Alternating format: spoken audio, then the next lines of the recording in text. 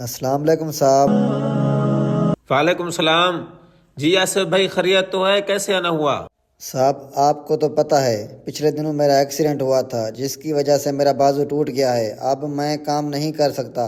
آپ برائے مہربانی میرے چھوٹے بھائی کو کام پر رکھ لیں۔ بھائی، اس بچے کی تو عمر پڑھنے لکھنے کی ہے، اس عمر میں یہ کیسے مزدوری کرے گا؟ صاحب حالات ایسے ہو گئے ہیں، ورنہ کون چاہتا ہے اس کا چھوٹا بھائی مزدوری کرے۔ ٹھیک ہے آصف بھائی، میں اسے اپنے منشی کے پاس بھیج دیتا ہوں، وہ اسے کام سکھا دے گا۔ چلو بیٹا۔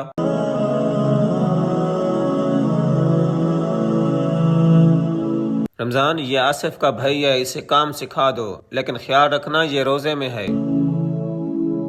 ٹھیک ہے صاحب، آپ فکر نہ کریں، میں اسے سکھا دوں گا۔